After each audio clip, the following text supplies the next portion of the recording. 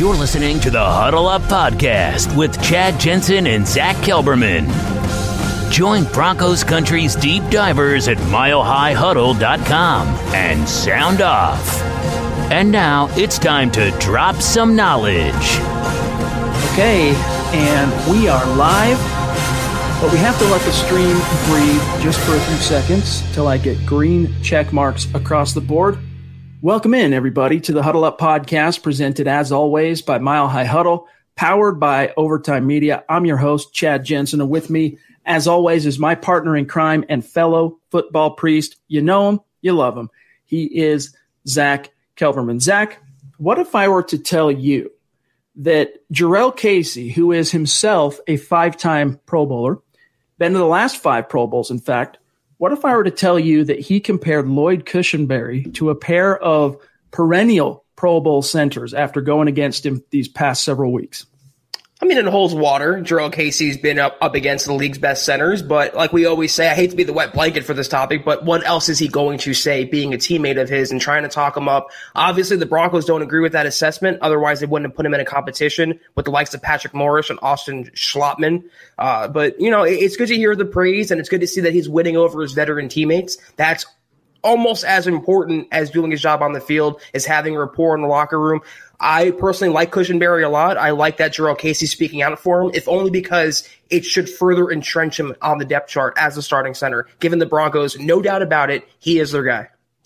Let me read to you what he said real quick. For those of you who missed it, there's an article, on this topic at milehighhuddle.com. Here's what he said about one Lloyd Cushenberry. This is Jurrell Casey.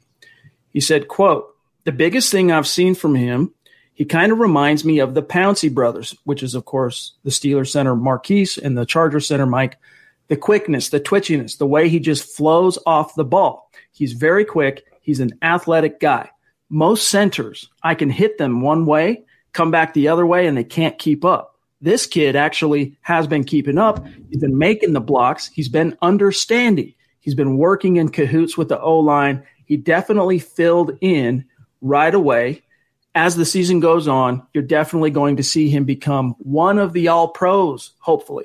The kid, he's ready to go also," close quote. So like you, I do have to concur that on one hand, you do have to kind of take it with a grain of salt because, you know, it's a teammate being asked about another teammate. What's he going to say? The guy owes me $15. He's a POS? Of course not. Right. They're going to speak positively 99 times out of 100. But what I like about this is he didn't just say, you know, he's really quick, you know, he's athletic and all that stuff about he's getting to the next level and stuff like that. He actually compared him to 2 specific players and then said that he thinks he's got some all-pro in his future. Now, I think that's going a little far out there, but if he's saying it, you know, I'm going to take it with a couple of grains of salt instead of just one. That's a good way to put it. It's not like he made some generic platitude or some generic praise about Cushenberry. He specifically compared him to 2 centers who he thinks his skill set is reminiscent of. And that holds water considering Jurrell Casey is one of the best defensive linemen in the NFL and has been for quite a while. Chad, you like Cushenberry. I like Cushenberry. The majority of Broncos country likes Cushenberry. It just further reinforces the notion that he is your starting center, and the Broncos just wasted time, wasting those reps with other people. The good news, though, on that front is that basically for the last week and change, Cushenberry has received 90+% of the first team reps. So even though Fangio isn't quite ready to officially christen this kid the starter, because the Broncos, of course, they're not required by league mandate to release their first depth chart till Saturday, same day of the cut down deadline. So he's not going to do that quite yet. But obviously, you know, you read between the lines, and when it comes to coach speak, it's not always, Zach, what they say. You watch what they do and how the rotation works on the field. Yeah, and you know what? At the end of the day, Cushenberry is with the ones right now. He's the starting center, so it started off rocky. We didn't like how they were handling – we still don't like how they're handling DeMar Dotson. But as long as on September 14th, week 1 against the Titans, Cushenberry is your starting center. And no matter how they got to that destination, that's the most important result. While we're on this topic, though, I also want to get your thoughts. And then, of course, tonight is the Mile High Mailbag because we are your football priests. each and every week. We're here to give you the absolution and answers to your burning Broncos questions.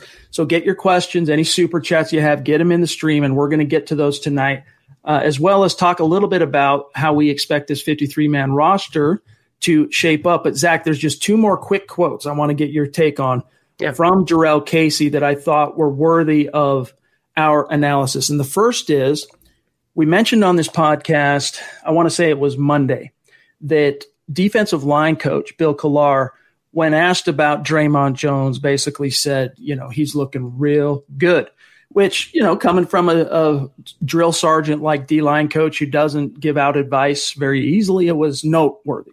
Well, here's what Casey said about Jones, how he's looked in camp so far. Quote, "He's looking nice out there. He's fluid. He understands how to play the game. His reaction time is unbelievable.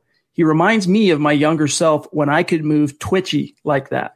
I think he's going to definitely take his game to another level. Working together and just having him out there, being able to work side by side with him has definitely been a joy." Close quote. Zach, on a scale of 1 to 10, 10 being the most likely, do you think Draymond Jones is destined to eclipse Shelby Harris or supplant him as a starter opposite of Casey this year? You know what? It's such a loaded question, Chad. There's so many factors in play with that. I'm going to stop short of saying destined. I'm going to say he has a really good chance to surpass Shelby Harris as the starting defensive lineman on that defense. And you know what? He really came on last year, Draymond Jones. I wasn't the biggest fan of his selection, but the second half of the season, he was making play after play, and it pops on film. And Shelby Harris, it just seemed like he lost some of that momentum after last season. He found nothing on the open market. He had to settle for a prove-it contract with Denver. It almost felt like he was like, okay, I can't find anybody else. I'll go back to the old team, whatever, for another year. And the momentum, to me, based on what Collar is saying in Draymond Jones' tape, I just think he has a higher ceiling in this defense than Shelby Harris. Huge Shelby Harris fan, but Draymond Jones just has a different skill set, and I think he's more of a favorite of the coaching staff because Fangio handpicked him. He didn't handpick Shelby Harris. This is true. It's going to be fun to see how this particular battle shakes out. Now, one more here, Zach, and then we'll move on to the topics of tonight's show, get to the mailbag, get to the stream. Here's what Casey said, and this is good insight to kind of give us a feel for how the depth on the defensive line is shaping up, what it's been like working with rookie third-rounder McTelvin Agim, what he's seen from him. Quote, "It's awesome. I think with a little more experience, he's definitely going to be ready to go. It sucks that he hasn't gotten any preseason games in to really get his feet wet, but I definitely think it's been a good camp for him. He's been showing up. He's been showing that he wants to play, that he's ready to go. It's going to really just come down to the coaches trusting in him and believing in him, but the kid is ready to go," close quote. So, Zach, of all the things we've heard him say with regard to his young teammates so far, that one definitely the most lukewarm. But really, what else is he going to say? Because as you mentioned there's no preseason games to really get a stronger feel, whereas maybe you could say the same about Draymond Jones, but at least I'd be willing to bet money some of the tape they've been watching in training camp this year and what Jurrell Casey has seen is tape of Draymond Jones performing late last season in which he was, AFC Defensive Player of the Week, not just Defensive Rookie, AFC Defensive Player of the Week, Week 16. I actually like this by Jurrell Casey because it seems like his other comment, it seems like it's more realistic. He's telling it like it is. He's not sugarcoating anything. So if he feels like someone can have all pro upside, he's genuinely meaning that. He's not just saying it as a platitude. Whereas if he thinks a teammate could use some more work, he's going to say it. So I appreciate this honesty, and it's refreshing to me from a Broncos teammate not to think everyone is an all pro, not to think everyone is a future Hall of Famer. He's honest and he's open and he's giving some key insight as to the younger players on this defense that we otherwise, Chad, would not glean. All right. We want to get to the mailbag. We want to talk a little bit about the roster. Hopefully most of you, all of you, in fact, have read Zach's 53-man roster prediction that was published yesterday at milehighhuddle.com. If you have read that, you'll have a good kind of foundation for our conversation tonight that we're going to have in between answering your questions. But first, gang, we got to go through some matters of business, starting with the fact that we got to remind you that this episode is sponsored by sportsbetting.com. Gang, go out there and enter a free $1 million pick'em contest visiting sportsbetting.com. You get a chance to win $1 million, few picks against the spread. over under. It's really fun. All of us here at Mile High Huddle have done it now a few times. If I'm, I don't know if that's okay, but I've done it more than once. I'll just say that's fun. And you get to see the spreads shaping up for week one and get a chance to win $1 million. So head on over to sportsbetting.com. Check that out. Excuse me, when you get some time. All right, Zach, real quick before we dive in, just want to make sure everybody knows how to find us on social media as the podcast and as MHH continues to grow. Find us on Twitter, gang. First and foremost, connect with us at HuddleUpPod on Twitter. While you're at it, also at Mile High Huddle. You get those two accounts followed. You're not going to miss anything as it relates to the pod or breaking Broncos news and analysis. A gentle reminder to check out the merch store. Head on over to huddleuppod.com. Get your swag on. Get yourself one of these football priest hats. Get yourself a football priest or a Let 'em Hate t-shirt. There's mugs. There's face masks. There's hoodies. There's golf polos. Little something for everybody, men, women. Check it out. It's another organic way to support what we're doing. And if you're not in a position to do that, it is all good. These three things each and every one of you can do, and you guys have no idea how much it helps us. Subscribe, like, and share if you really love us. If you love what we're doing for you, share this thing out there. Help us organically continue to grow and reach new, like-minded Broncos fans just like you. And then, Zach, one last thing. Shout out to our Facebook supporters. You know we love you. It's been growing, that group, and we appreciate each and every one of you. And let's see, I'm sure we'll see a few of them in the chat stream here. This is the Overtime Podcast Network. Tonight. All right, Zach, Amber, one of them. Much love to you, Amber. Appreciate your support. John, what's our first, who got in there first on the super chat? We got Mike Evans, bona fide MHH superstar, Mount Rushmore guy. You guys have met him. Absolute stud. Appreciate you, Mike. Thank you, Mike. Always, my friend. Yeah. Are the Broncos married to Jeff Driscoll? Not trying to panic, but should we explore options? Zach, I think the Broncos would be remiss to not explore options. However, they're on the hook for $2.5 million. So it's just enough. It's not completely prohibitive of moving on if, a really good opportunity arose. But it's just enough also, Zach, to make it very unlikely. Doesn't mean they couldn't add someone else, but moving on from Driscoll is very unlikely. It's not just the money, though. I mean, he spent the entire offseason learning the offense, and he has it down now. They're going to get some guy ready to play in, a week or so, week and a half. It doesn't work that way. If Locke goes down against the Titans, they sign someone off the street right now. That quarterback has no idea what's going on. Driscoll isn't the best number 2 in the world. He was on our duds of training camp for a reason, but for what he is, he's good in that role. And he's just a very nondescript quarterback who can step in, who has experience, who can kind of not mentor Drew Lock, but just be that sounding board on the sideline. Just a guy, a jag, plain old vanilla quarterback like Jeff Driscoll. As an aside, I know Josh Rosen is on the trade block now. I want nothing to do with Josh Rosen. I know a lot of Broncos fans have been calling for that trade to happen. I would not give up anything to take on that lemon at quarterback. They're fine with Jeff Driscoll right now. I wouldn't say they're married to him because there's no marriage in the NFL, Chad. That doesn't exist. But I think going into the season opener, I think he's locked in as the number 2 quarterback. I still have to beat myself up a little bit because in the 2018 class, I vacillated going back and forth on my number 1 quarterback in the class. Was it Baker Mayfield? Was it Josh Rosen? Was it Baker? I ended up, I think the final word on it was Josh Rosen, and boy, was I wrong on that. Now, in Rosen's defense, and I do agree with you, Zach, that should not even be a consideration for the Broncos, but in his defense, he has had one of the most uniquely just botched first couple of years as a pro that I think I've ever seen in the history of a first-round drafted quarterback. So, it hasn't been a traditional, I would say, fair start to his career. But nevertheless, Zach, even though it's only been 2 years, he's already damaged goods. At least Jeff George, who went number 1 overall all those years ago, he got many years as a starter, bounced around quite a bit. At least he produced. He never lived up to his number 1 overall billing, but at least he produced some games, some wins, some stats. And in the case of Josh Rosen, I really don't think that's ever going to happen. And he's such a smart guy, too, is Josh Rosen. I mean, I'm sure he'll take that NFL money as long as there's an NFL team willing to give it to him. But at some point, I'm sure there are countless different options that he has in life to pursue professionally that if he's going to – I mean, his name now, Zach, is synonymous with just He's a laughing stock in many circles. So I don't know how much longer he can withstand that. Yeah, I mean, if you guys thought Paxton Lynch didn't have between the years, Josh Rosen at this point, he is so psychologically damaged and done, and just he was sacked in Arizona, then he was traded to Miami, and they didn't want him, and he was just left to rot on the sideline, given no development, no coaching, made no progression in his own physical skill set. I just want nothing to do with the guy. I mean, he is just no upside to him at all. Mentally, like you said, Chad, I mean, you talk about David Carr, when they drafted him and he got beat up behind that Texans line, 70-something sacks, it has the same psychological impact. For a quarterback, the mental aspect of the game is almost or as more important than arm strength or physical talent. It's the same reason that Paxton Lynch busted. And if you didn't like Paxton, you wouldn't like Josh Rosen. Shout out to our latest Facebook supporter, Charles Havoc Boren.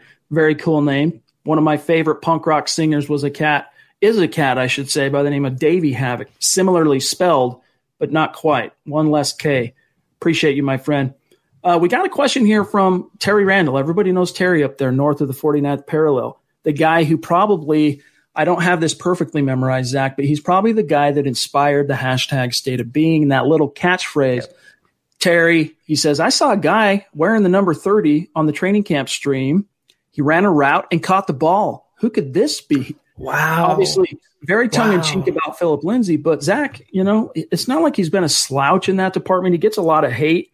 That wrist injury really affected his ability to catch the ball, A, and B, to develop as a receiver out of the backfield. He made it a focus this past offseason, clearly jumped in with both feet. The early returns are pretty obvious. I mean, I don't think that's going to be something that coaches are going to think twice about when they ask him, you know, when they call a play that requires the running back to either catch the pass, screen, run a route, whatever it might be. I really don't think they're going to have second thoughts. You mean a grown man with working hands can catch a football, Chad? I am literally shocked right now. And this is something we've been saying the entire offseason. He might not be a Marshall Faulk back there in the backfield, but Philip Lindsay is a very adept playmaker. And when you're a playmaker, you make plays in every single facet of the game. Catching and running for Philip Lindsay. This is why part of the reason it wasn't just the Melvin Gordon's contract. They didn't need him that much because Lindsay can catch passes. There are plays which shows him juking people out in space, making tough catches. He had one last year from Joe Flacco. He had to adjust in midair to get the pass and then put the moves on a guy for a 20, 25-yard gain. That's what Lindsay can do, and he's shown that this summer, and that's exactly why he is the 1A to Gordon's 1B. You know, the first big play Philip Lindsay made, arguably as a Bronco, week 1, 2018 as a rookie, he scored that touchdown against the Seattle Seahawks. That was a reception, and it was a long one. It was inside the 50, but he showed early that that's an area in which he can produce. But I think this last 7-8 months, he's really been able to fine-tune it and get even better. But, you know, again, not to say there have been imperfections. That wrist injury really set him back. There were some bad drops last year. I think because he made it a focus, nothing but net, as they say in the basketball world. I think he's going to impress some people. Duke Boynton, bona fide superstar, legendary MHH community member. Much love to you, my friend. Appreciate your support. He says, the Broncos are going 19-0. Drew Lock is passing for 5,500 yards. 54 touchdowns, no picks, 0 interceptions. Lindsay is going to run for 2,008 yards and 13 touchdowns. I love my orange-colored glasses. Hashtag until proven otherwise. Yeah, that's like, Madden mode, right? Or you're controlling everything. But yeah, I love the optimism, and that's something I think we've heard maybe Terry say as well about 19-0 until proven otherwise. You know, it's very unlikely. Closest any team's ever gotten to 19-0 was the New England Patriots back in, what was it, the 2007 team, I want to say, right? That went 18-1, lost in the Super Bowl. But hey, optimism, it's good, and the team could use it. It's all part of the juju right now that builds toward letting them hate, the let them hate hashtag.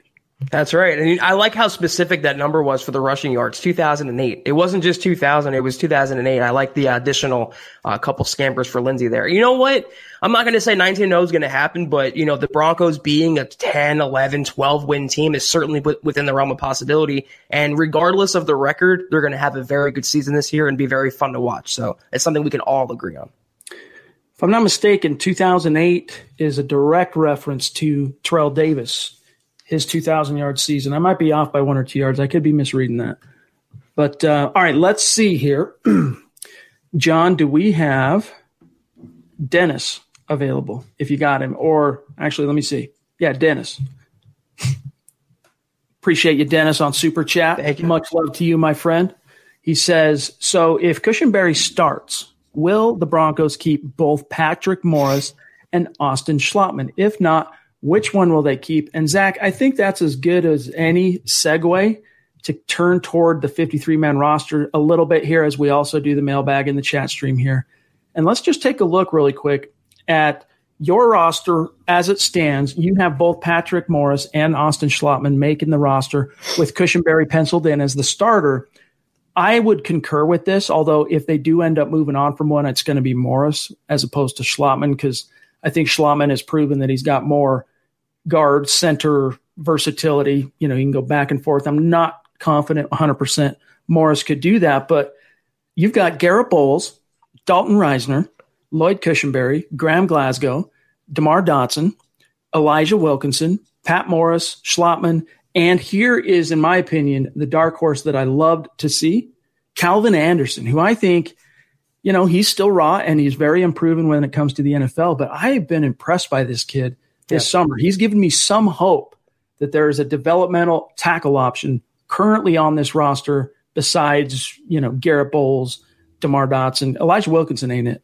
Right, or Jake Rogers. And I do like Calvin Anderson a lot. I think Mike Munchak is working his magic with him. Not saying he's an instant replacement or starting caliber, but just a nice guy to have on the roster. And the more offensive linemen, the better, Chad. Give me all the offensive linemen for this team right now with all these different question marks. I would take Morris over Schlottmann, though. I just think he's been with Mike Munchak, dating back to Pittsburgh now. They've had some history there. I just think he has a better skill set. In terms of guard, you know, they have Wilkinson who can play guard. He's a natural guard. They have some other guys like Reisner who can play guard, obviously, both sides. He can play center. A lot of position flexibility on this offensive line, but I wasn't going to go light. I wasn't going to take 8 or 7 linemen. I want the more, the merrier, so I went with 9 there.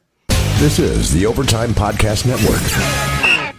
Although here at Mile High Huddle, we know that Broncos country is not a geographic location, but rather a state of being. For those located in the state of Colorado, there's $1 million up for grabs in the sportsbetting.com Pro Football Pick'em contest.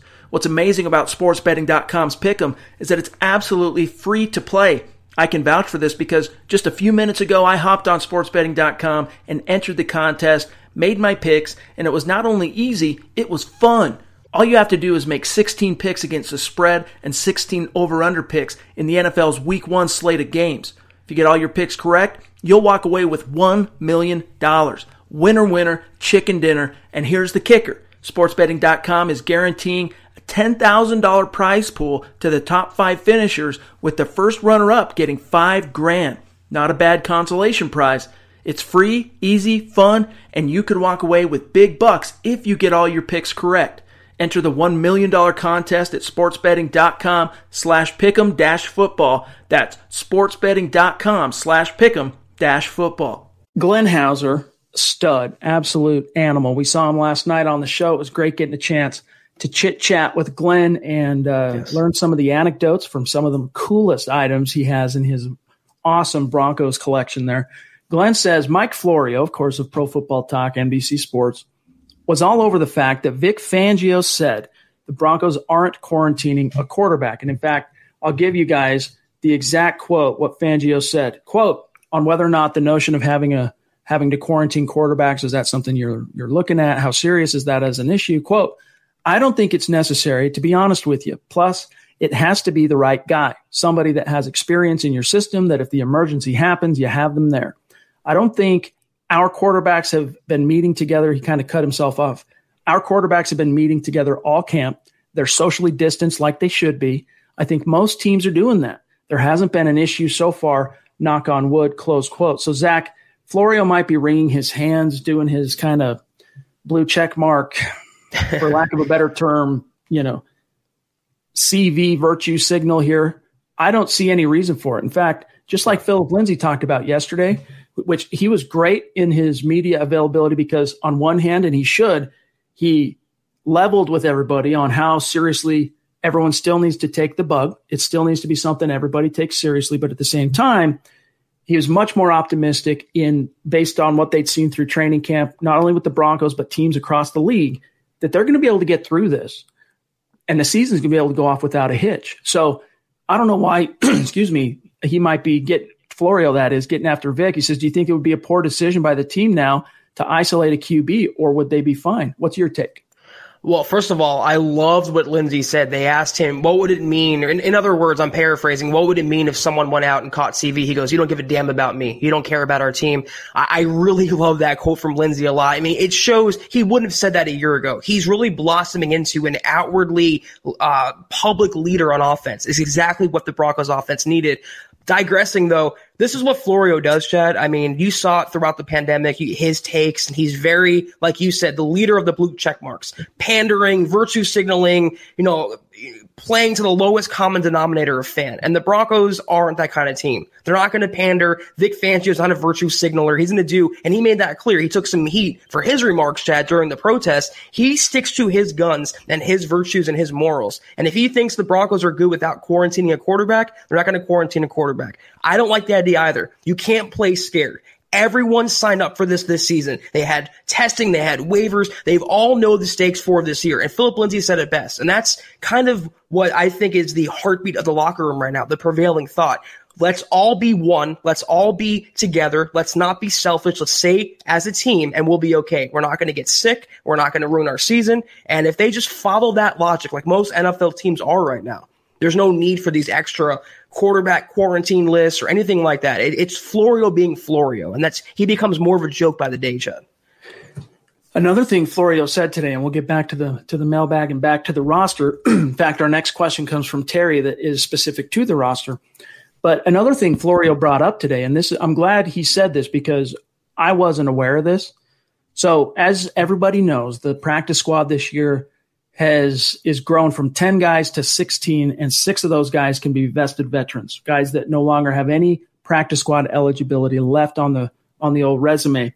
Well, those 6 veterans, they don't have to be put on waivers. So you can literally go from, let's say you want to cut DeMarcus Walker, just as an example, and you don't want to, well, he might actually, as someone that has practice squad availability, he might have to go through waivers. I'm not sure on that distinction, but let's say someone else who's more of a veteran that not Tim Patrick wouldn't be an example. It would never happen. But as an example, let's say that it was somebody like Bryce Callahan, who's got 6 years, he's in his 6th year, no more practice squad eligibility. The Broncos like him on the practice squad, but they don't see a place for him on the 53 out of the gates. They can sign him right to the practice squad, and he doesn't have to pass through waivers. And Zach, that's very freeing. But at the same time, the one thing to keep in mind, and of course, Bryce Callahan is making this roster all day long. I just had a brain fart on someone else I could use as an example. But one thing that doesn't bring up, though, is the fact that as soon as a player finds out he's getting cut and moved to the practice squad where he's going to take less money than he would if he was on the 53, if a team calls him and offers him a deal, he's gone. He can sign. So on one hand, it is a little bit it's nice to hear that, but it'll be interesting to see how teams and players exploit that in 2018. I almost said 2020. I don't know how many vested veterans. I mean, you couldn't even think of one, Chad, and I really can't either. How many vested veterans would even be eligible? I feel like most of the practice squad players for the Broncos would be rookies or first or second year players. I really don't see a veteran on the roster. I was going to say Jake Butt, but he wouldn't be a vested veteran. I don't think so. He hasn't played enough games. He's been on IR every year. So I don't think it's even to come to that. They'll probably use those spots to fill it up with players that they want to hold on to, but I really can't think of a vested veteran that would meet that criteria. Maybe a Todd Davis, but he's not about to get cut. Maybe a Mark Barron. He's not about to get cut either. So anyway, Terry jumping in again on Super Chat this time. Thank you, Terry. Thank you. How much roster movement besides the cut down do you see happening Saturday?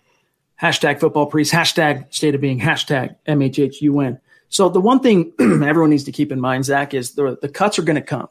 The Broncos will get to 53, might even go below 53, to be honest with you, because they're going to wait to see what happens on the waiver wire. Every year, there's that guy who makes the active roster, and everyone goes, wow, good for him. We didn't see that coming. 24 hours later, wait because they claim someone else off the practice or off the waiver wire. So there's going to be some movement. At this stage, it's just difficult to even come close to projecting that. Just kind of look at the weak points on the roster. And I think Eric Trickle did a good job kind of highlighting those spots. Offensive tackle, we've talked about that a lot on this show. Cornerback, a lot on this show. A couple other spots. So we'll see. You said it best. I mean, sometimes they can go to 52, 51 players.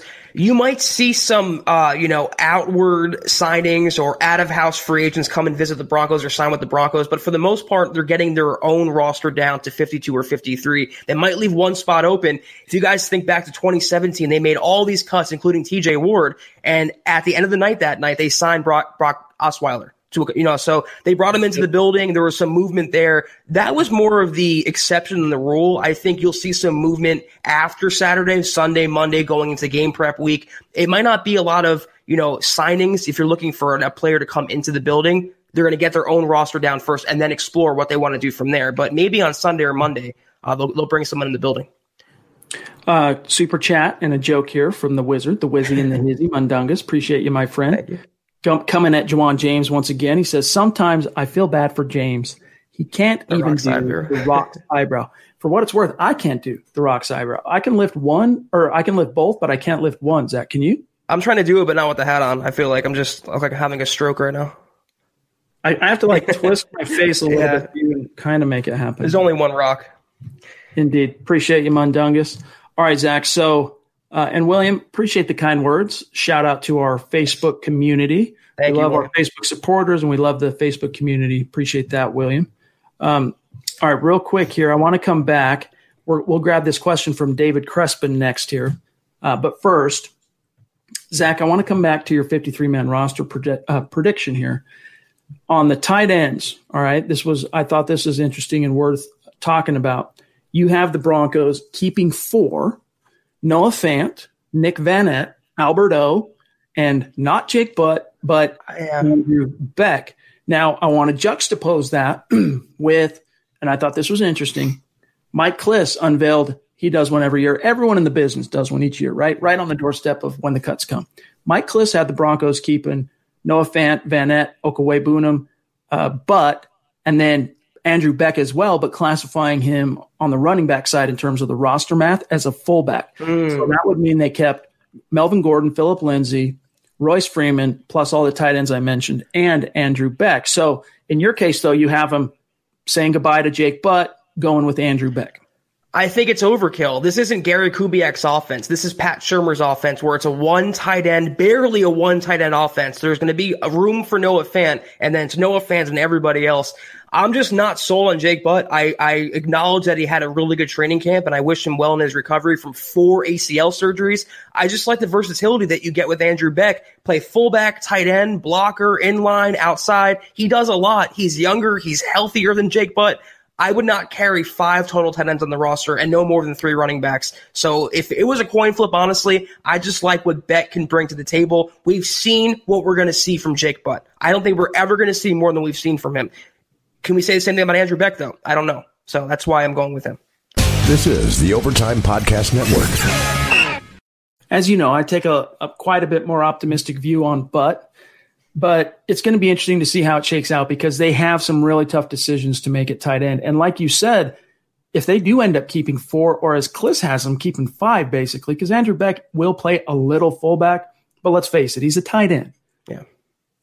There's not going to be a lot of reps to go around in the games, 2 tight end sets, unless they're rotating Fant in and out. And you don't want to take Fant off the field because he's such a stud. So, you know, it's one of those things where the Broncos kept drafting tight ends, trying to throw something at the wall till it stuck. And it finally stuck with Noah Fant. And now they're starting to get some return on the investment in terms of the time they put developing these guys and, you know, getting Jake Butt healthy, for example. But it seems like it's a day late and a dollar short. Now, David Crespin jumps in, and he asks here, do you think KJ Hamler will be active for the first game? Now, we are currently 11 days from the opener, 11 days in real time as we're streaming this live Thursday evening. He has the last couple of days, he's been back in pads. He's at practice. He's working on the sideline with trainers. He's doing some individual. So he's trending Zach back in the right direction. I wouldn't be surprised if he's inactive to open up the season, but I think he will be active. I do think he's going to be ready to go. As long as he's healthy, yeah. You don't spend a second-round pick on a guy, then make him a healthy scratch in week 1 of the regular season. They brought him in to be a playmaker and to contribute on offense. Maybe not more so than Sutton or Gordon or Jerry Jeudy, but Hamler is a big part of this offense. And as long as his hamstring is holding up for week 1, he's going to be on the field.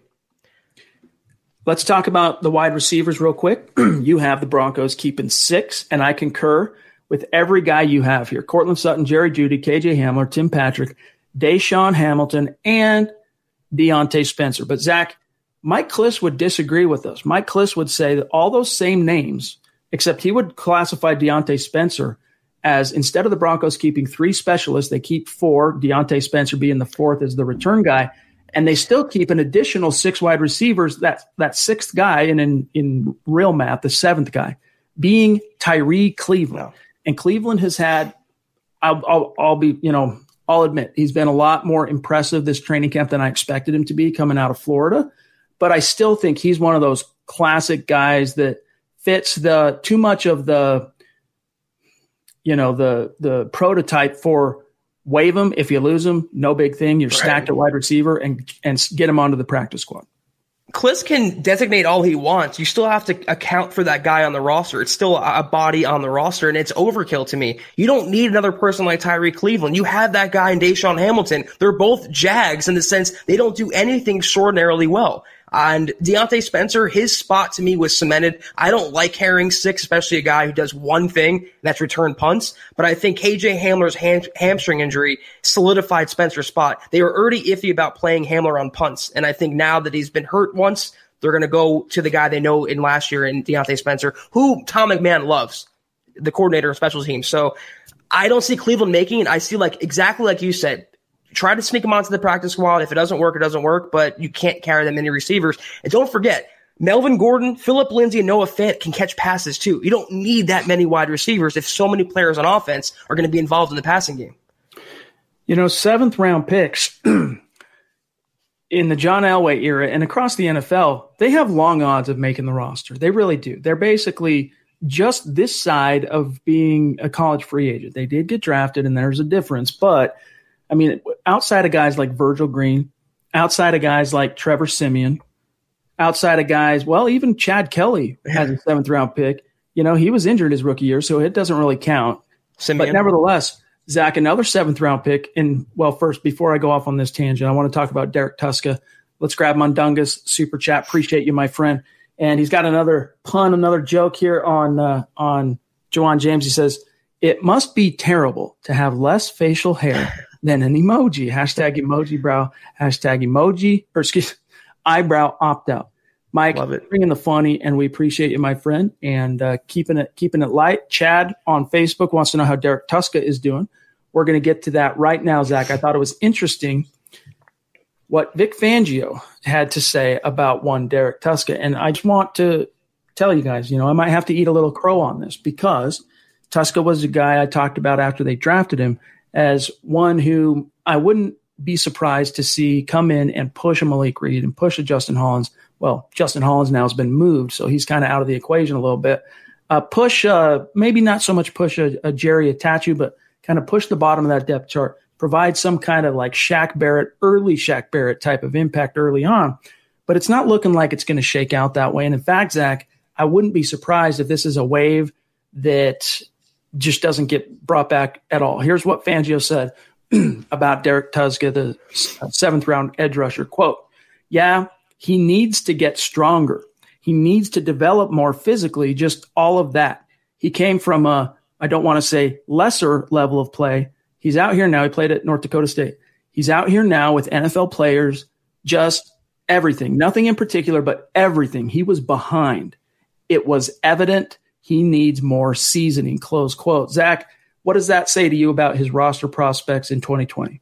The translation is enjoy a redshirt year, because that's what he's going to get this season in Denver, if he even stays in Denver. Like you said, Chad, it might be, they waive him and he might be not brought back to Denver. He might be a practice squad guy. He might be buried on IR for the year, but it seems like he's not going to make the 53. He needs a year at least in the NFL conditioning program. He was one guy, Chad, among the Broncos rookie class who was really hurt and negatively impacted by having no offseason. What Vic Fangio said was you would have benefited more from having practices, being able to be in the weight room from April on, being able to be on the field from early on. And that's one guy who suffered, and it's unfortunate, but it's part of the business. He was always a tweener prospect, and I thought when they picked up both of them, Tuska and Justin Sternad, one of those guys will make the roster. One of those guys will be a contributor, but not both. It was supposed to be Sternad. He was hurt. Tuska needs another year, and at least Fangio was honest, Chad. At least we're not going to keep a guy for the sake of keeping him. He needs at least another year to marinate, and whatever happens then, they'll re-explore that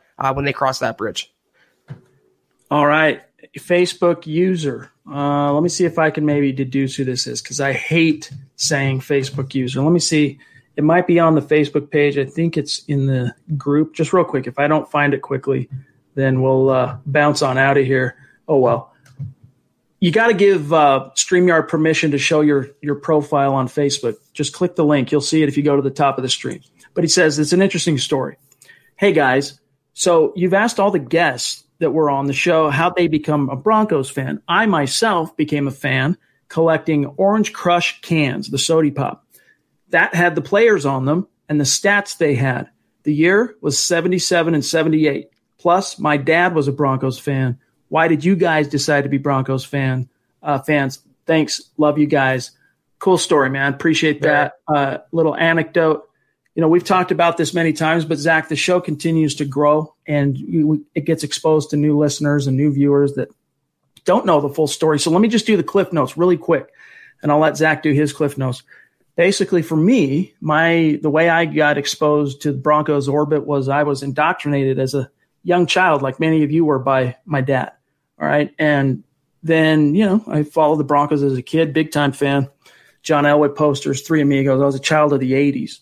And so the 90s Super Bowl victories late, that was joyous for me, just like it was for you guys. And then, I ended up getting into the business, into sports media, and the rest is history.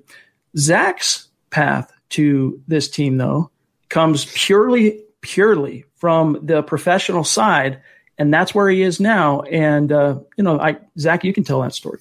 Yeah, I mean, I don't think, most people who cover a team are fans of the team per se. You might have an emotional vested interest in the team, and I definitely do. They weren't my favorite team growing up, but one of my earliest memories as a football fan was the 98 AFC title game, where the Broncos obviously won that and went on to the Super Bowl.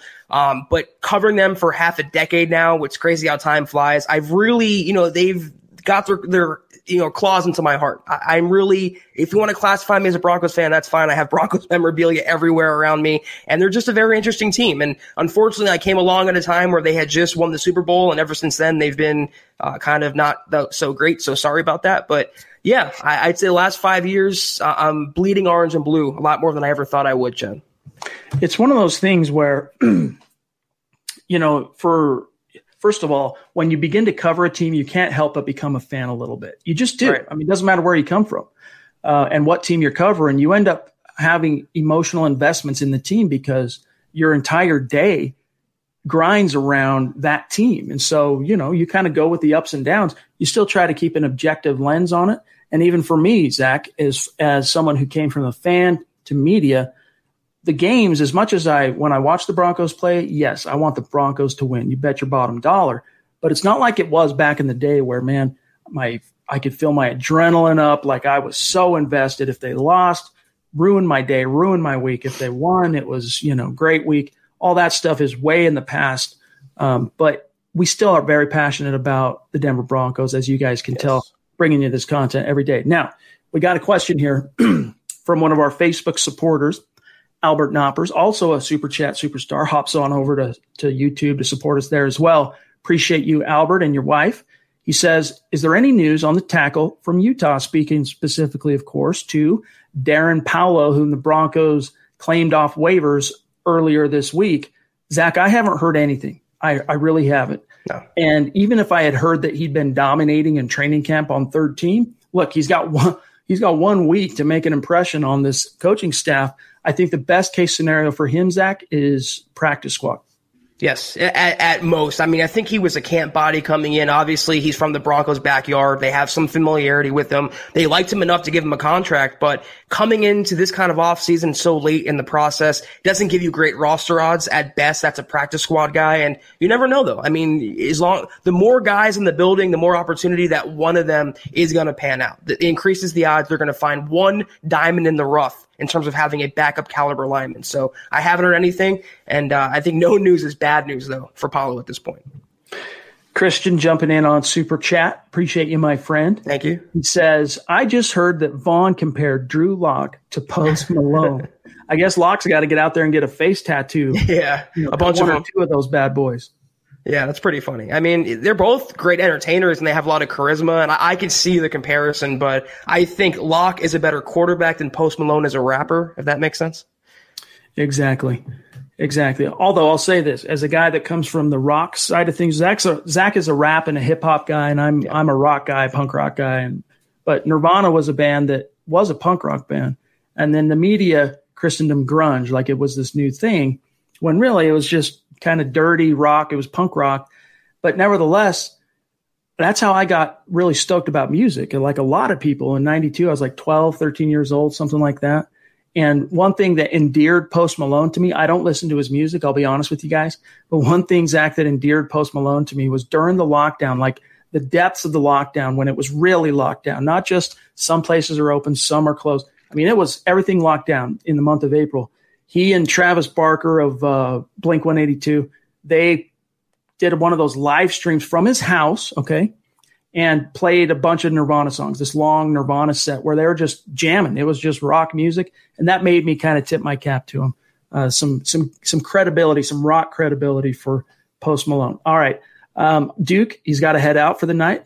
Catch you on the flip-flop, my friend. Appreciate your support as always. And as he says here, good reminder, subscribe, share it out there.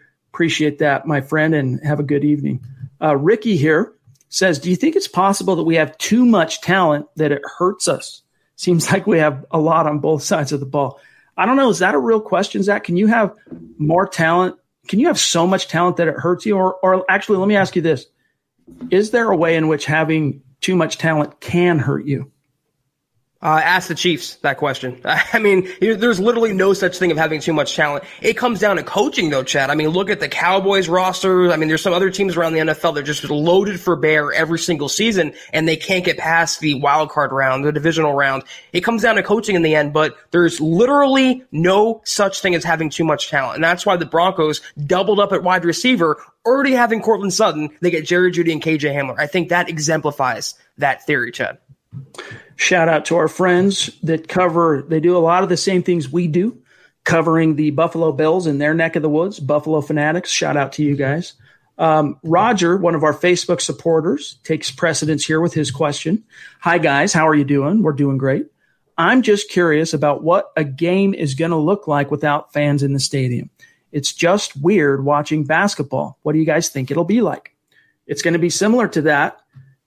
You're not going to see, when they score, for the most part, when you see, Zach, the actual camera on, when you think of a play happening, you're watching television, you're watching the broadcast, and it happens going left to right on your screen, okay? You're not going to notice that there's no crowd, all right? Because all you're going to see is field. Right. But when they score a touchdown and the camera pans and then you see it's empty seats, that's when it's going to become really obvious.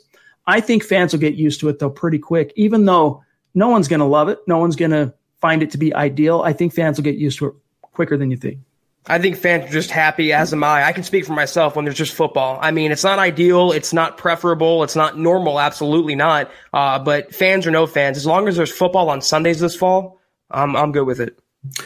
Bonafide superstar. Everybody knows Zachary Smouse. He's in the house. Much love to ZW Designs. Good to see you, my friend. Rocking the very T-shirt that he designed, the Mile High Huddle Let 'em Hate T-shirt. Appreciate you, Zachary, and your support, my friend. And we can't wait to get you on the show again here in the near future. He says, the offense is top 15. The defense is top 3. Phillip Lindsay, 850 yards. Melvin Gordon, 700 yards. Zach, if Melvin Gordon gets 700 yards and they're paying him $8 million this year, How stoked are you going to be? You know what? I don't want to be right because it means the Broncos won't be as good as they could have been. I want Gordon to do well because it makes the Broncos offense better. But $8 million for 700 yards, it's not real great in return on investment. The sad thing is I can see Lindsey being around 850 because Gordon's going to cut into his carries. But if Melvin Gordon being this who he thinks he's this workhorse and this 1A kind of guy, if he can't crack 800 yards when he's taking carries from the other guy already, there is something wrong there. 750 yards, you pay that guy $1 million, not $8 million. Philip Lindsay's paying $750,000. That's what he's getting this season. And he's going to have more rushing yards than a guy making $8 million. There is something wrong with that picture, Chad. Amen. I mean, the problem is, and this is one of the reasons why Zach and I have been critical of the Melvin Gordon deal since its inception, that's probably about where it's going to land. Like, I don't expect him to get more than 600, 700, 800 yards rushing, right, to be honest with you, because Philip Lindsay's a stud. You're going to take a bona fide playmaker, a dagger, a guy that is a threat to take it to the house every time he touches the ball off the field to bring in Melvin Gordon. Well, they're going to do that because they want their money's worth. He'll get his yards. But Zach, for fans that are thinking Melvin Gordon's going to bust for 1,200 and Lindsay's going to get 1,000. No. Is it possible? Yes. Is it likely? Extremely unlikely. So that's one of the reasons why we continue to kind of shake our head with regard to the Melvin Gordon deal. All right. Gary Smith jumping in. Do y'all think we could have 3 guys get 1,000 yards on our receiving core? Zach, I think Cortland Sutton's a lock for that. Yeah. I think Jerry Jeudy's going to come really close. Do you see anyone else really threatening for that?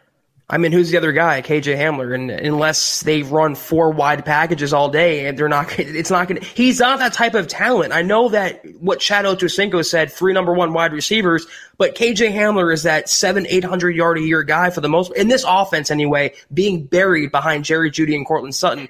I can see 2,000 yard guys, Chad, in Cortland Sutton and Jerry Jeudy. I just don't see Hamler coming even close to that number. I agree. I think the best thing to hope for is a 2,000-yard receivers and Noah Fant kind of threatening, but probably falling 150 to 250 yards shy. And that would still be a phenomenal season for Noah Fant. Zeus McPeak jumping in, showing his support. MHH, Mount Rushmore guy. In fact, he's the first face that was chiseled into the MHH Mount Rushmore is Zeus McPeak. And, Zach, the support is so consistent. And sometimes I think, fans and listeners of the show, they see the super chat on there and people become immune to it. But let me tell you how important this is. Stu has supported us on super chat every single time he's been in the chat stream, which I could probably count on one hand since we started doing these live streams on YouTube. Stu missing a live stream, probably on one hand, in all honesty. And guys, we don't have to do the YouTube thing. We got so many things going on with keeping our blog going and covering this team on the written side and fulfilling our duties over there. We do this because of you guys, and it's support like this from Stu and Zach and Terry and everybody else, Duke, Mundungus, that allows us to continue to focus our efforts as well on YouTube. So thank you. And Zeus, you're just, you mean everything to us, and we really appreciate you, dog. Chad, I can't even follow that. That was perfectly said. And I just want to add that it's literally every single person. If we named every single superstar, it would take about 10 minutes. I mean, the level of growth and the dedication and support you guys have shown on a pod in and pod out basis leaves Chad and I at a loss for words. So just to piggyback on what Chad was saying, it's all for you guys, and we're very appreciative we get to do this 4 nights a week. And we're humbled when you super chat and send us money like that. It humbles us. It motivates us. And make no mistake, though, it is what is funding our ability to do this content for you. So thank you, guys. And if you're not able to super chat, it's okay. If you're not in a position, we're not going to ask you to do that. But tip your cap to those who are fortunate enough to be able to do that, because it's making us it's given us the opportunity to bring this to you night in, night out. Yes. This is an interesting question, Zach.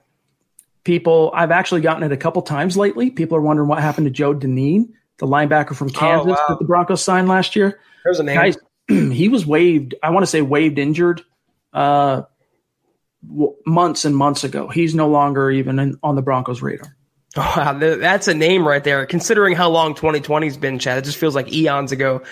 He had that like Josie Jewell, Sternad type hype where Broncos fans thought he was going to be like the next, great inside linebacker. Never turned out. It just goes to show how hard it is to find a really, really good inside linebacker. They're very, very rare.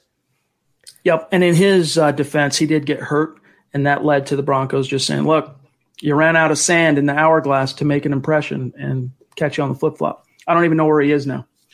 Jeff C. jumping in, another one of our consistent superstars. Thank you, Jeff. Appreciate you, Jeff. Zach, phone Fangio. Let's get Prince Amukamara on the outside on a 1-year deal and move Bryce Callahan in the slot. Hashtag hire Prince. Hashtag Denver Broncos for life. Hashtag Denver Standard. And hashtag LFG. LFG. What's the LFG? Let's go. Let's go. Yeah. Thank you. See, I need Zach for this. Next time I steal my kid's phone to see what they're up to, and I get these acronyms that I don't understand, just hit me up. I'm calling Zach, dude. Just to be like, oh, dude, here's what it means. Appreciate you, Jeff. And yeah, I mean, I think it was Luke Patterson. Yes, it was yesterday evening. Had a great article at milehighhuddle.com right after Isaac Adam got dealt away. Very opportunistic by Luke to get that out there because there's the outside chance that, hey, with one extra spot, maybe they make an outside addition. But, Zach, it's just not trending that way. Prince Amukamara, for whatever reason, that's a ship that sailed for Big Fangio. And we might not ever know the real reason why. And this has a lot to do, at least anyway, with why Yadam was dealt. Asang Bassi has been balling out. And thank you, Leroy, for being in the stream with us, my friend. Will he be the next Chris Harris Jr.? I love your optimism, but that is statistically – from an odds perspective, Zach, so minimal. But, hey, you got to love the optimism. Chris Harris Jr. is a one of a kind. But considering the luck the Broncos have had with their undrafted free agents, I literally would not be surprised. Maybe not as good as Chris Harris Jr., who was arguably the premier slot cornerback of this generation. But if they can be anywhere close, Bassi, to Chris Harris Jr. level, the Broncos got to steal. And that's why I think they dealt Isaac Yadam, because they like Bassi a lot. Yep. Ron Dubb, speaking of the superstars that keep us going and keeping the lights on here at MHH YouTube. Appreciate you, Ron. Thank you. Always brings the good questions. He says, hey, guys, which player on offense will have the most red zone touchdowns this season? Also, which player in the secondary will be the beneficiary of the most picks? Great question. That's a really, really good one, especially the red zone one. I got two. You go first. I mean, Sutton's the easiest choice there because he's the number one wide receiver, big body, big catch radius, but Noah Fant. I mean, this is a guy who's coming into his own. Drew Lock and him had that chemistry down the seam in the red zone between the 20s. I think he's going to lock onto Fant a lot. I would see Noah Fant having like 8 touchdowns, but only like 500, 600 yards. He's going to be that big in the red zone, and Courtland Sutton as well. I think those are the two obvious choices, Chad. I don't disagree, but one thing I'll say to piggyback on that is, and it's not a bold prediction, but I think it's in the red zone is where you're going to see the Broncos' utilization of Alberto the most. You're going to, I think they're going to try and use that basketball frame and that playmaking ability inside the 20s here and there. When you do see Alberto, my bet will be when it's all said and done and we can chart his plays and look at the advanced analytics, the majority of them will come in red zone packages. Now, as far as most interceptions, I'm sticking with, actually, you know what? I'm saying AJ Bouye just because of how prolific he's already been in that department. And we know his career high back in 2017 when he made the Pro Bowl was 6. Justin Simmons is the next obvious choice there, but I'm probably going to roll with Bouye just because I do sense a resurgent season for him in 2020. 1,000% agree, Chad. Yeah, I see him maybe not 6 interceptions, but maybe like 3 or 4. This is a guy who was taking the ball away from receivers in training camp. He was out muscling Courtland Sutton. He's returned to that, I'm not going to say all pro form, but definitely the old Jaguars Boye and not the new Jaguars Boye like what we saw last year. And I think a lot of teams aren't that familiar with him. They don't believe he's that much better. So you might see opposing quarterbacks target him in coverage. And if you target him and if he's the old Boye, he's going to make you pay. Simmons is the easy choice, but Boye is just a natural playmaker. Interceptions just magnetized to his hands, Chad. Darian P. about Todd Davis posting on Twitter that he'll be ready for week 1. Have we seen him? He has been working back into action. He's not participating yet in team, so he's not participating in 11-on-11. but he is working some in individual with trainers on the sidelines. So I don't see any. I know the Broncos have it written in Sharpie that he's going to be back in time for week 1. He's posting about it on Twitter. I don't think there's any reason to doubt that at this stage. The question is, Zach, if there were a setback, who starts next to Alexander Johnson? Would it be the new transplant Mark Barron, or would it be Josie Jewell, you think? You know what? It's easy for a Broncos fan to say Mark Barron, considering he was the latest addition, but he has no time to learn the playbook. And I think Fangio, being an NFL lifer, he's aware that Mark Barron is not a prototypical inside linebacker. I think it would be Josie Jewell to start out next to A.J. Johnson and to work in Barron and pass coverage situations, third down situations. Mark Barron is not a 3-down linebacker. He's not really even a linebacker, but against the run, he doesn't offer much. He's more of a pass coverage kind of guy. So I think in base and early downs, you see Josie Jewell, and then Mark Barron on passing downs and third down situations. But I will say again, I have never been happier to see Todd Davis healthier right now. He has to be on the field for the Broncos this year, because the more Barron plays, the worse the Broncos defense will be. And one of the things too, Zach, that I think bears mentioning is the reason why Davis and Johnson at times just looked so janky in coverage. You got to remember, the Broncos cornerbacks were crap last year. Even Chris Harris Jr. had literally his worst year as a pro, and they had no depth. It was just a who's who of young guys trying to figure out their way through the NFL. And I think this time around, because you're going to have Bouye, you're going to have stability there. You're going to have stability with Bryce Callahan. And when it goes into sub packages and he kicks inside, that next guy that takes the field, whether it ends up being Devontae Bosby, or if the Broncos are thinking about keeping Callahan on the boundary and bringing in Asang Bassi, which I think is unlikely, I still think their plan for sub packages, Devontae Bosby outside, Callahan inside, and then Bouye. But nevertheless, I think you're going to see that take a lot of pressure off these linebackers, and they're not going to look so fish out of water when it comes to coverage. And the pass rush, too. I mean, having Chubb back and being Bond, if they can get to the quarterback, it would mitigate them having to hold up in pass coverage. So the defense being better overall will help the inside linebackers. All right, one thing I want to talk about real quick here, and then we'll get to what super chats are left, because we do not ignore or leave any of our superstars out in the cold. Your defensive line picks. I have to concur with you on this, Zach. It's not what I want to see happen, but if we're making predictions in which we want our audience and our community to hold us accountable for, this seems to be the most likely. 6 defensive linemen being kept, to wit: Jarrell Casey, Shelby Harris, Draymond Jones, Mike Purcell, McTelvin Ajim, Christian Covington. I do think this is the last stand of DeMarcus Walker, and I think because he's just one of those guys that even though he's in his 4th year, Zach, the lack of preseason crushed his shot at the roster. So unless they decide to go light at another position in order to make room for Walker, I don't think he beat out Covington. I don't see it. I was actually hemming and hawing about just carrying 5 defensive linemen, maybe even cutting Covington as well. But I think they picked him up for a reason. I like what he brings to the table. He's a pretty solid all-around defensive lineman. DeMarcus Walker, it pained me to write that, and it pains me to talk about, because you and I are 2 of his biggest fans out there, Chad. Living legend 44. But it just 2 coaching staffs now, 2 different regimes, can't get on the field consistently. When he is, he's always making plays. We talked about this yesterday, but he's just not able to get on the field. And if you can't get on the field for Vic Fangio, you don't have a future in this Denver defense. And like you said, if it was me and my bias and thinking with my heart, I would have predicted Walker on the roster, but I'm thinking with my brain and keeping it realistic, and I have to just be honest and objective with the Broncos. I still think there are plenty of solid football reasons to keep Walker for his contract year and let him play out his full 4-year rookie deal. I just don't think the Broncos are thinking that way. So, all right, one last thing I wanted to bring up about your 53 is you've got on the cornerback side, of course, you've got Bassi making it with Isaac Yiadom getting dealt, Devontae Harris, Michael Ojemudia, Devontae Bosby. Based on the developments of the last 2 days, nothing particularly surprising about that, with the exception of Duke Dawson. I think you're right. He's a goner. I don't think he makes this roster this time around. But he could be one of those guys, one of those veterans, you know. He might actually have some practice squad eligibility. We'll see. But he's a guy I could see them trying to sneak onto the practice squad.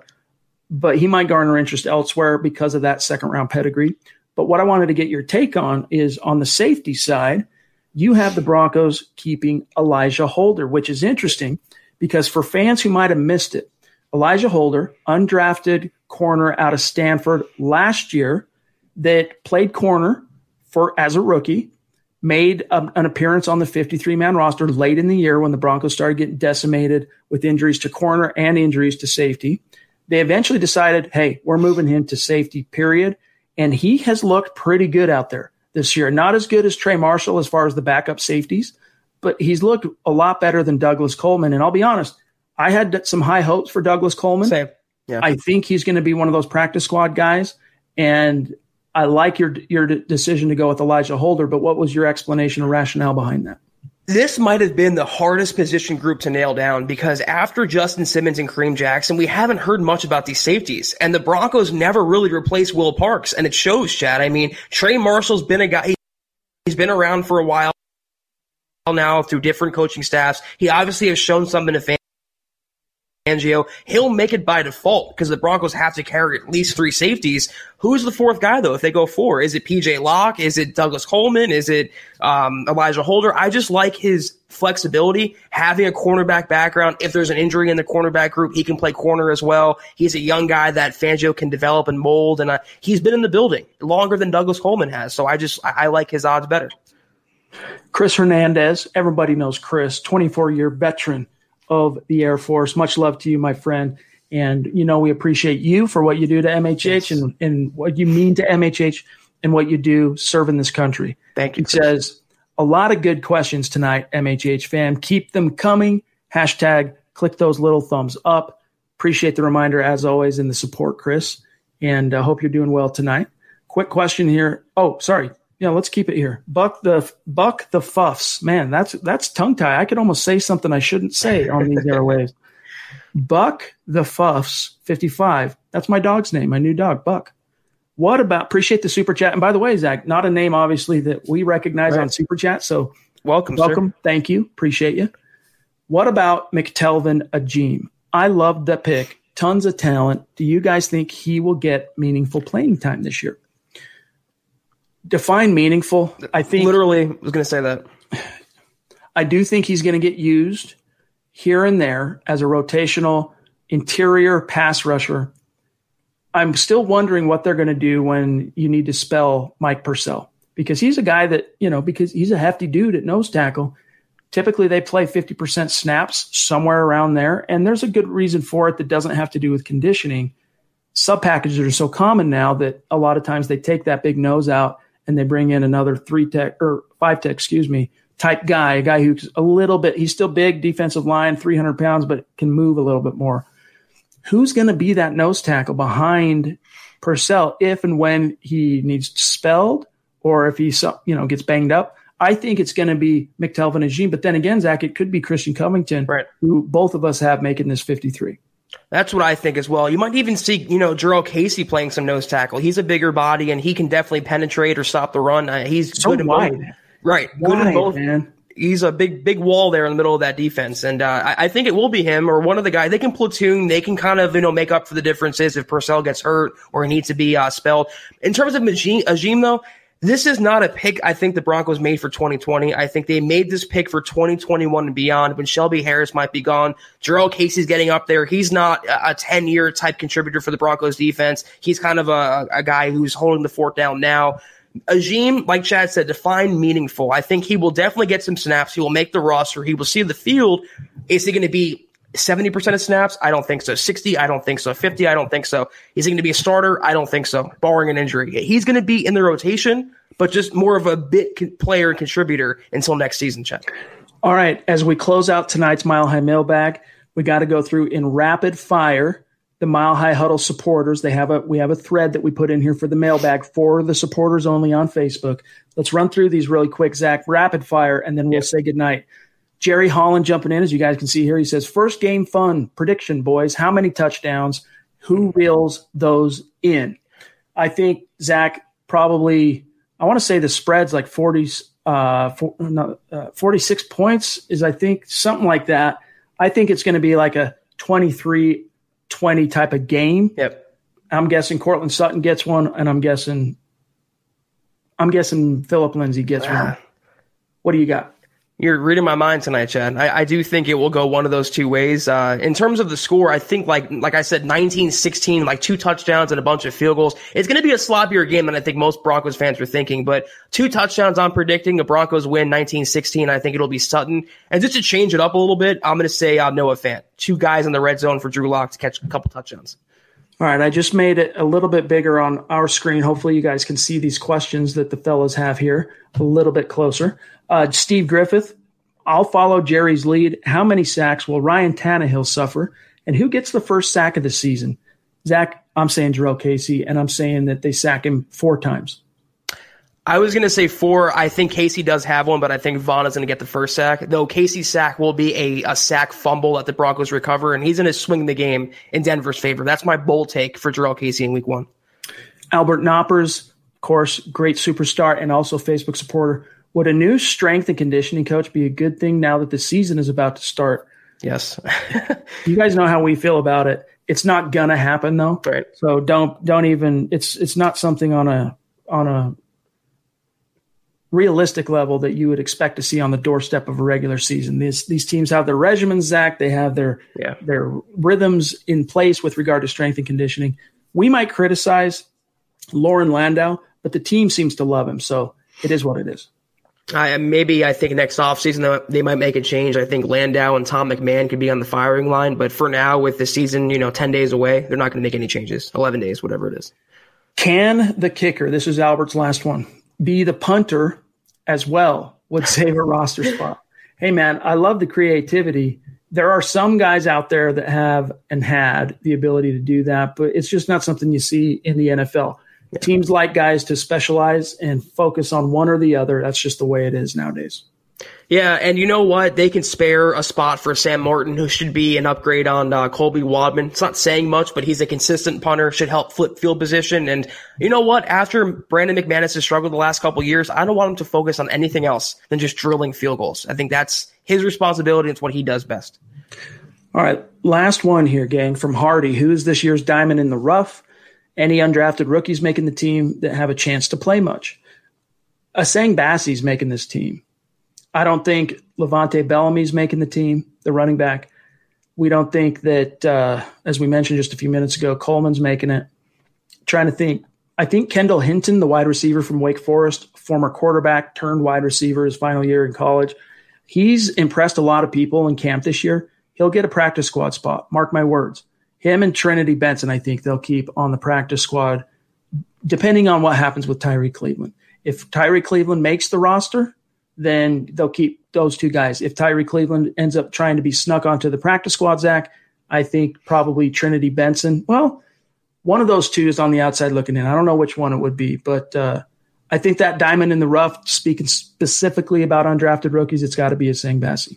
Yeah, like I wrote in my 53 prediction, this offseason, having no practice and no training camp, pretty much, and no preseason, the Broncos, I expect few surprises from them. They're going to go with veterans and proven players and take less gambles than they would normally on rookies and undrafted guys. There's going to be one undrafted free agent who makes a 53 and also contributes significantly, and that's the guy Chad just mentioned, Asang Bassey. So look out for him this year. Also, Casey's asking if KUSA, if 9 News is going to air Friday night scrimmage at the stadium. I don't think they're doing that. I think this last one, the first one, was kind of the big to-do that they allowed KUSA to come in and sponsor and all that stuff. I don't think they're doing that this time around. There will be media there, but it's not going to be televised as far as I know. There's been no press release talking to the team guys, no broadcast coming. Justin says, only 1 sack from a pissed-off Casey? I don't know.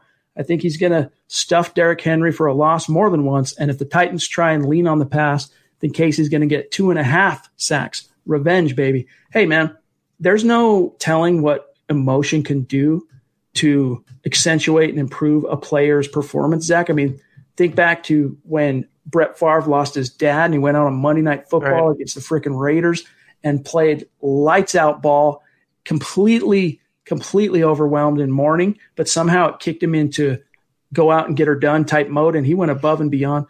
That's a far cry from Casey being pissed, someone losing their father. That's a far cry from Casey being upset that he got traded away for a 7th-round pick. But the point being, you never know how emotions can fuel a guy. So Justin might not be completely off base, but I'm going to keep my expectations relatively, solid. 1 sack, lots of big plays, though. I do think you're going to see him make some big plays. Casey said he felt the Titans discarded him like trash. So obviously he's pissed off. Obviously he's motivated and he wants to show his former team they shouldn't have traded him away. Like Chad said, I'm keeping it realistic, and I think that 1 sack will come in crunch time, the fourth quarter, when he turns the game with a sack fumble on Tannehill. But in all the game, in all those 3 quarters before that, you will see him making tackles for losses, stuffing Derrick Henry, getting after the passer, because pressure is production too. Sacks aren't the end-all be-all. If he can force Tannehill out of the pocket, if he can fluster Tannehill, that's just as good almost as getting a sack. So he will show up big this game, Jurrell Casey, and the entire season for Denver. Probably my favorite pickup of the entire offseason, Jurrell Casey. Amen, my friend. And AJ Bouye too, man. It's close. I think when it's all said and done, man, we're just gonna be going, how did the Broncos get both these guys? Like 7th round pick for a 5-time Pro Bowler. I can't get over it. And he's not that old. Yes, it's his 10th season. So he was a draft pick in 2011, just like Vaughn. So they're a little long in the tooth, but they're not so long in the tooth that you just get rid of them for a bucket of KFC. Yeah. All right, gang, before we get out of here, we got to remind you to head on over to sportsbetting.com and enter into the $1 million football pick'em and get a chance to win that cheddar. It's really fun. You get to see the spread on all 16 games for the season opener. Go check that out, sportsbetting.com. All right, that's got to do it, gang, for tonight's episode. Thanks to each and every one of you for giving us some of your time, for contributing to the conversation, for your questions.